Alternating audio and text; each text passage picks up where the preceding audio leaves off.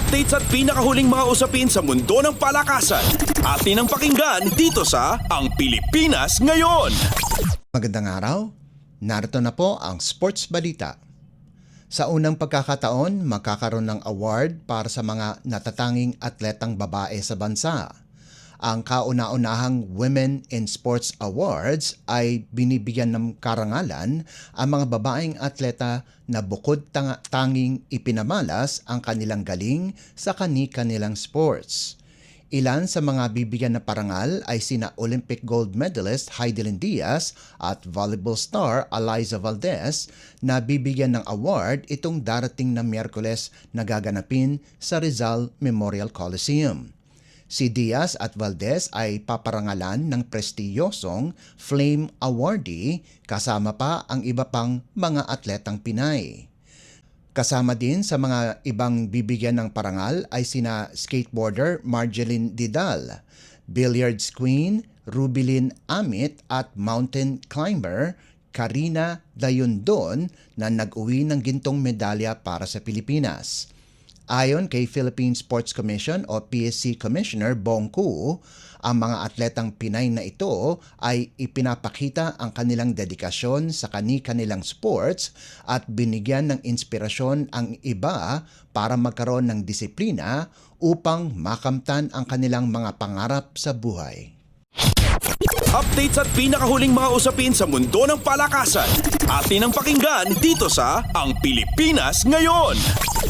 Madaling nadispatcha ng kani-kanilang katunggali ang nagdedepensang kampyon na Eco Oil LaSalle at Marinerong Pilipino San Beda para mapaganda ang kanilang kartada sa 2-0 sa pagpapatuloy ng 2024 PBA D-League Aspirants Cup. Dinomina ng Green Archers ang Go Toraku St. Clair 90-63 sa larong ginanap sa Inares Sports Center sa Antipolo City. Nanguna sa opensa ng LaSalle si Jonel Policarpio sa natipan nitong 17 puntos at 9 na rebounds habang nagambag si CJ Austria ng 15 puntos. Solido din ang performance ni Mike Phillips sa nalikom nitong double-double na 12 puntos at 16 na rebounds kasama pa ang 3 assists at 2 steals. Nagbigay din ng 12 puntos si Henry Agonane habang nakascore sina Raven Cortez at Earl Abadam ng 9 at 8 puntos ayon sa pagkakasunod. Maganda pa din ang ipinapakita ng DLSU kahit wala na si D-League at UAAP Most Valuable Player Kevin Kiambao. Samantala, walang kalaban-laban ang baguhang koponan ng Kianzel Basketball kung saan tinambakan sila ng Marinerong Pilipino San Beda 109-59. Lahat ng 15 players ng San Beda ay nakagawa ng puntos sa pangunguna ni NCAA Finals Most Valuable Player James Payusing na nakalikom ng 18 puntos sa loob lamang ng 13 minutong paglalaro.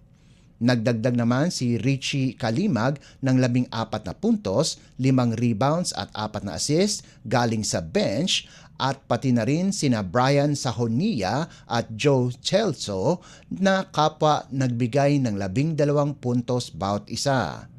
Tanging si James Martinez lamang ang nakagawa ng double digits sa panig ng Kianzel sa natipan nitong 14 na puntos. Updates at pinakahuling mga usapin sa mundo ng palakasan. Atin ang pakinggan dito sa Ang Pilipinas Ngayon. Nakuha ni Filipina tennis star Alex Ayala ang kanyang unang panalo sa isang player na nasa top 100 ng World Tennis Association o WTA rankings.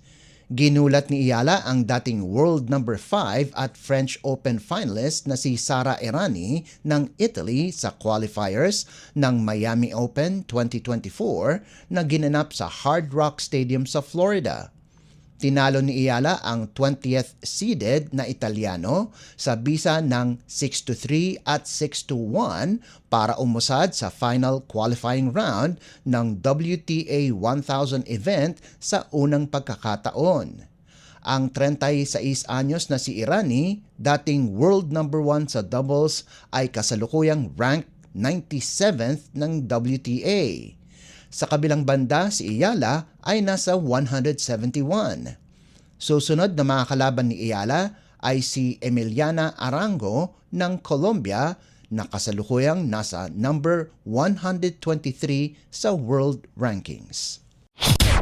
Updates at pinakahuling mga usapin sa mundo ng palakasan. Atin ang pakinggan dito sa Ang Pilipinas Ngayon.